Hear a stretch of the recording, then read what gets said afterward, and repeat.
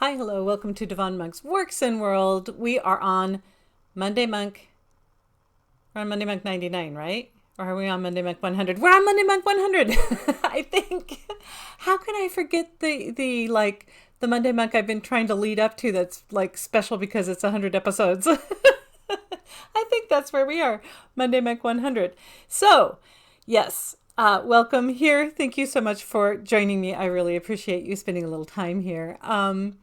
So this is a 100th episode, and I said I would do something special. And what I have lined up is Saturday, February 18th?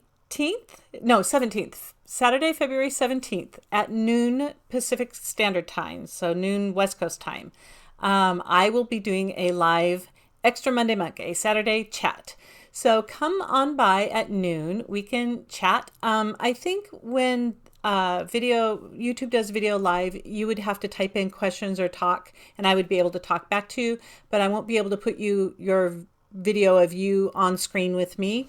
So it'll be kind of like I'll be talking to you, but I'll have to read what you want to say to me. So if you want to join me, please come along. It'll be Saturday the 17th. It is the special Saturday chat, live chat. I think I've done exactly one live video for YouTube on my channel that's been mine, and I can't remember why I did it. Oh, it was really early and somebody was talking about knitting or something, so I wanted to knit and talk and kind of have a little conversation. And it was way back before I was even like here in this place doing it. So yeah, so it'll be an interesting experience to be live, and I hope you will be there. Saturday the 17th. Okay, that's the news. Okay, so now we're just going to jump into what we usually jump into. How is writing going? Writing is going well. Thank you. Got some more words in on Wayward Devils. Had a character show up that I didn't expect, and the entire story is going sideways, and now I have to see if I can chase it down and either put it back on track or keep going down this off the rails that these characters have sort of encouraged the story to go down toward, and I'm following them to see if it's interesting. And so I'll either keep it on this track, follow these characters, write out these scenes and see where it takes the book, or I will rein it all in and go back to my original plan. But what I've found over the years of writing is if something unexpected happens and you're plotting as you're writing along, if you have the time, if you're not on a deadline that you're like, no, I literally have to turn this book in tomorrow. If you have the time to go down that tangent, and you're interested in it, do, because sometimes it's your subconscious, kind of signaling that there's something else that you can think of here, a different way that you can get to this story, other layers that you can add in that are often really fun for a reader, I think. At least I feel like they're fun. So I'm going to follow this fun track, see if it leads where I hope it's leading. It fits, it's just I hadn't thought of it when I was plotting or outlining. So I'm going to follow it and then we'll see where we get to. But the book is coming along. I am still hoping to get it out there in the spring. We'll see how that goes. I will keep you posted. Sorry, I can hardly talk. Okay, so let's see what else we got. How is knitting going? So this is again where I talk about I'm going on hiatus from knitting right now. So I haven't done any knitting in the last week since I last was here. I have done a little cross stitching, which I haven't picked up cross stitch for 15 years at least. It's been a minute since I've actually done any cross stitch, but I have this hand-me-down kit that was given to me a few years back, and it's really cute and it looked pretty simple, and I thought, well, I remember how to cross stitch maybe.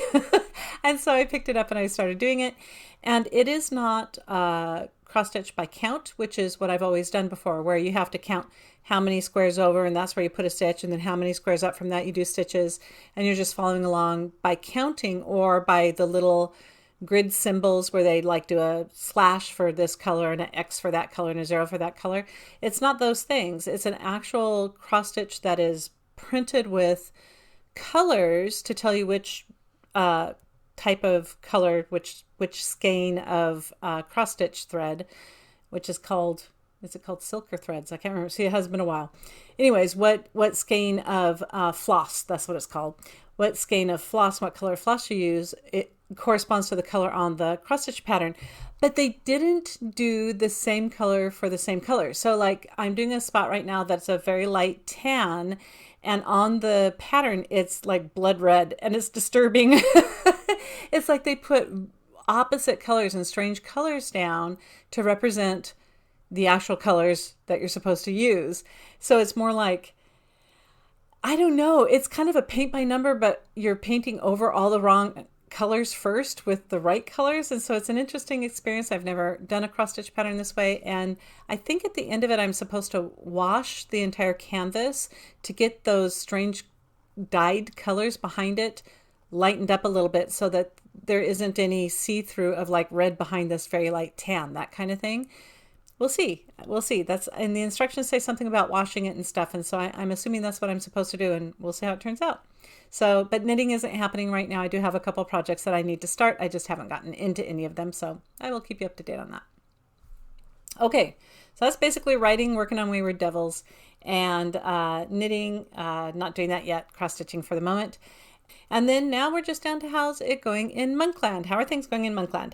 Things are going swell, thank you. One thing I can talk about is I took and the vinegar, I talked about that on the channel, right? Where I took 8 gallons of vinegar and weeded our our gravel driveway at the bottom of our property. And I also weeded around our garden beds, our raised garden beds, by spraying the vinegar. It's the industrial strength, well, farm strength vinegar, 30%. And adding in a little bit of soap with that and using that as a weed killer. And I wasn't sure if it was really going to work because it's early February. We had one good day. The next day we had a really heavy morning fog. So I figured, well, that's going to wash it all off. And then it rained right after the next day. So I thought, well, I don't know if it was on long enough and if it had enough sun to really make a difference. People, it worked. I didn't dilute the vinegar, and I think I'm supposed to in the recipes for it. I didn't. I just used vinegar and soap, and it killed all of the weeds along our concrete, I keep saying that, our gravel driveway, all the weeds growing in the gravel, dead. And as a matter of fact, I had gone I knew I didn't have enough to do everything. So I was going in between little ivy vines that were growing out across the gravel driveway. I was weeding in between them because I figured we're going to cut back the ivy anyway. So it doesn't matter if I, try to kill that with the spray. But some of the spray got on the ivy and the ivy turned brown. So this stuff is pretty potent, and it seems to be working for what I need it to work for. So it's going to be my go-to. And I did use it on concrete. We have a walkway that has a little cracks in it that grass grows in sometimes, or different little weeds. And I went ahead and sprayed that. And yeah, those are all brown and dead too. So I figure I'll have to do it more than once a year, but I'm not even adding salt to it. It's just straight, because I don't want to salt the soil because I know that salt remains in soil for a long time. So it's just straight vinegar and a little bit of dish soap, and it's been really good. So yay, I'm excited about that because it feels a little more organic than using some of these heavier things like Roundup and Crossbone, those that are full of chemicals that I really don't want to use around my property. So maybe we have a solution for some of our weed control around here, and I would be excited about that. I am excited about that. I hope that continues. So that's cool. And then the next cool thing is we scheduled in a quick weekend away. And one of the things I'm trying to do this year is fit in non-work times. And I've talked about that a little bit, right? That it's good just to get out and take a couple deep breaths and do something that isn't a chore, isn't working. So my husband and I and my sister and brother-in-law all headed up to Lake Quinault, to the rainforest village up there, which is where I usually go to write. And as a matter of fact, I usually do that around this time of year, somewhere between February and March. And I go up there and I attend a rainforest writers retreat that is put on by the marvelous Patrick Swinson. And we stay in those cabins, and we stay in that little Pokey Dunk hotel. Actually, I've only been in one of the hotel rooms, so it might be fabulous inside, but it is definitely old school. This is not like brand new, shiny anything. This is all kind of fun because it is a little rustic, and that's part of the charm. So us writers usually go up there and meet for several weeks. Usually I just stay for one of the weeks and get as much writing done as possible. So I have gone up to this Lake Quinault area, these exact same cabins, as a matter of fact, and spent my time working up there, getting writing done and spending a little time with fellow writers. But I really try to put my head down and get words done up there. And so we decided, my husband's never been up there and he's heard me talk about it a lot, my sister and my brother-in-law. So we decided to go up and take a look at the lake. It's a perfect time of year because it's not as busy. The writers retreat thing doesn't start until I think week after next. So we're ahead of them. And there was a cabin open. And so I knew what the cabin was because I'd stayed in it before. And so we rented that cabin, which has the creek running right behind it, and it has a view of the lake, and it has 2 bedrooms, and it's a fireplace and a deck where you can look out over the lake, and it's lovely, including a little kitchenette, which is nice too, with a full stove and an oven and everything. So we went up there, and what was really delightful about it was that I'm like, okay, here it is, and they're like, oh, the lake, and I'm like, oh yeah, the lake's gorgeous, isn't it? Like, whenever I go up there, I'm like, oh, here's the lake, it's so beautiful, I love it. But seeing it for the first time is so, this word gets overused, but awesome. It just gives you awe because it's a large lake, it's beautiful, and we had a calm, pristine day. It was peaceful. It was quiet up there. You don't hear any air traffic up there, no planes or helicopters or anything. There's hardly any traffic, especially this time of year, like nobody's around up there. It's just the trees. And we even had first day we were up there, it was still, there was like no wind. So it was just quiet, and the lake was glass, just perfect reflections, absolutely no waves. So it was wonderful to see the reaction to the lake and to the fun, quirky cabin. And they said, like, well, this, the handle's on upside down on the screen door. I'm like, yeah, that sounds right. They're like, should it be? I'm like, does it work? They're like, yeah. And I'm like, well, then it's good. It works. It's fine. So like, it is kind of rustic in that it's a little quirky in those ways, which makes it fun. And then we were able to take a drive around the lake, which I've never done in all the time that I've worked up there. I've gone all the way up to one of the waterfalls that's nearby, but I hadn't gone all the way around the lake. So we drove all the way around the lake. And I've got to say, we stay on the Writers Retreat is on the south shore of the lake, and I enjoy that shore more than the north shore. The north shore is more of a cliff, and any of the cabins and stuff are quite steep to get down into. And the south shore seems a little bit more inhabited in that they had the little general store there where you check into to the cabins, and there's also a historic lodge down the way, just, I don't know, it's probably not even half a mile, that also kind of has another restaurant area for eating. So you kind of, and you're closer to, I don't know, yeah, a little closer to maybe the gas station, the one gas station out there, or maybe there's two, but not one of them isn't always open. So anyways, like I'm saying, it's way out in the middle of nowhere pretty much. It's in the Olympic rainforest in Washington State. And so we drove around the lake, which was wonderful to explore that, saw elk, saw waterfalls, saw rivers, saw trees, saw moss, saw bald eagles, saw birds. It was wonderful. And then we headed off. I knew that the beach wasn't too far away, but I had never been over to the beach because I'd heard writers say, oh yeah, we're just going to hop over and drive up to the beach. So we get around the north side of the lake, and the decision is, do we go back south a little ways to fill up our gas tank, or do we just go over to the beach and fill up our gas tank over at the beach? And I've never been over there. None of us have ever been over the beach over there. And so I'm thinking of Oregon coast towns. And Oregon coast towns some of them are far apart, but they're relatively close together in that you can probably get to from one to another on a quarter tank of gas or something. And there's gas stations in between them. Or even if they're a long distance between the cities, there's usually a gas station somewhere along the way. So we had just assumed that there was a gas station over at the beach somewhere, so we didn't fill up the tank, and we were running on not a lot. I think we were a quarter of a tank or above a quarter of a tank. So we hop in the car thinking, oh, we'll just go to this town here, which, if I'm saying it right, is Queet, Queet. Queet.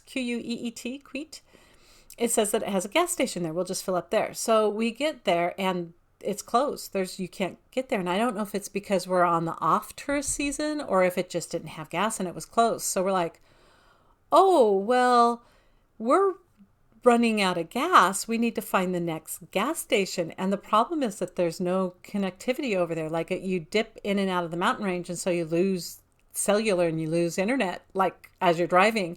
And so we were trying to we didn't have a map on hand, an old-fashioned map. And we hadn't asked anybody before we took off. And so we knew we had, how many miles did we have?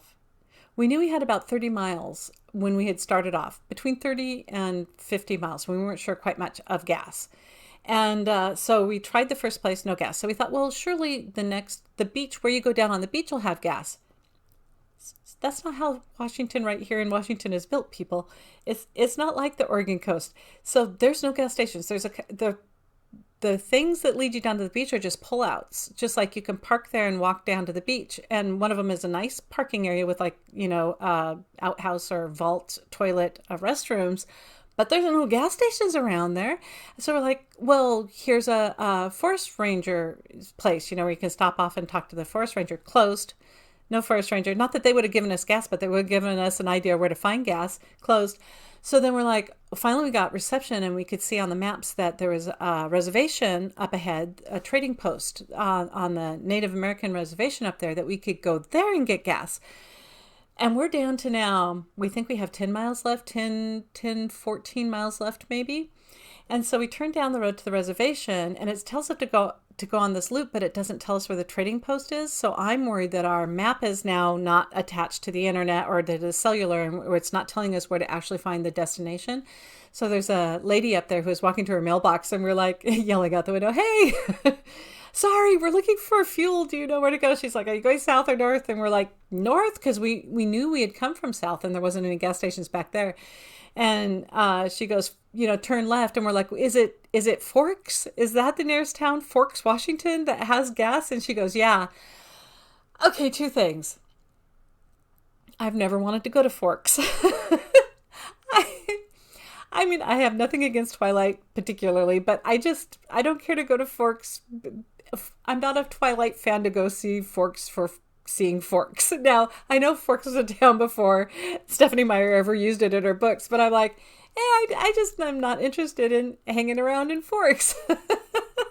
And so anytime that I've gone up there to work, I'm like, people are like, oh, you can go over to Forks. And I'm like, yeah, but why?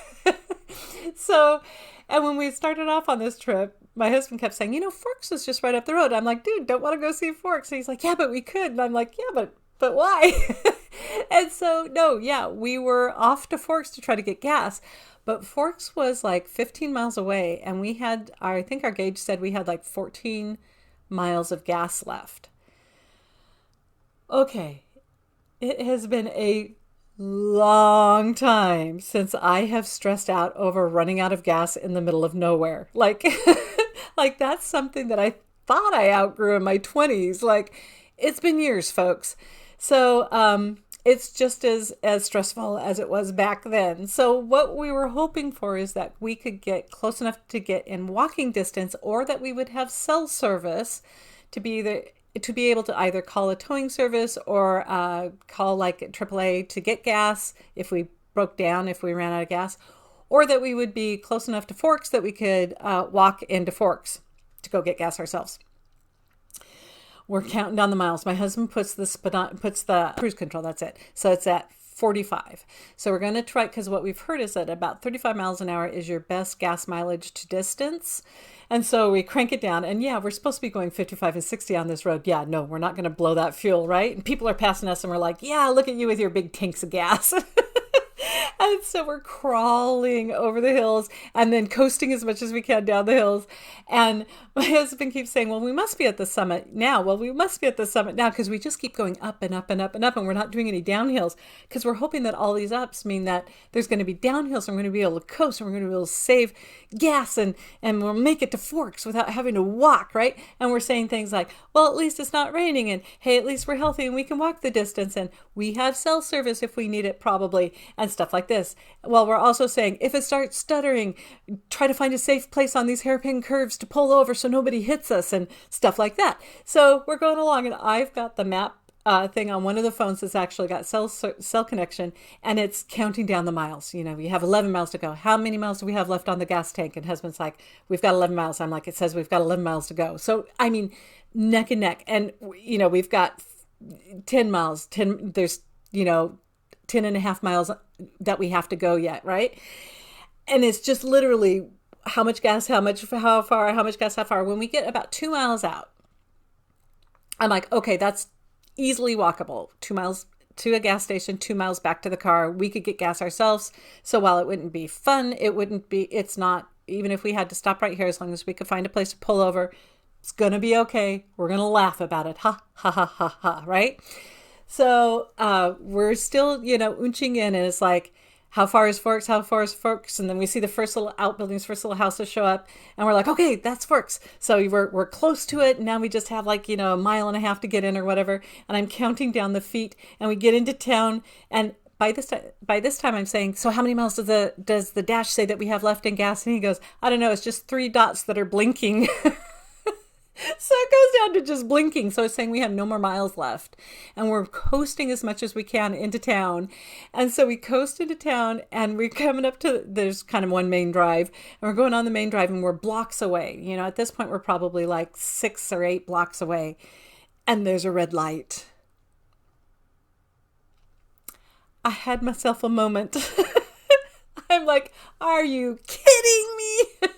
We need to go like 3 blocks over there. There's a red light. We have to stop at the red light. And you just know we're out of gas because that little 3 dots and the blinking has been going for miles now. And so we cruise up to that red light, and it doesn't take too long, which is great because we saw it coming for a while. So we just kind of slowly ooch up on the light, and the cars go ahead of us. And I think we had to go like 3 more blocks, and we go 3 more blocks. And I'm like, are we actually going to make it? Are we not going to have to push a car? Because I have not had to push a car since I was in like my 30s, and I would like to not do it again.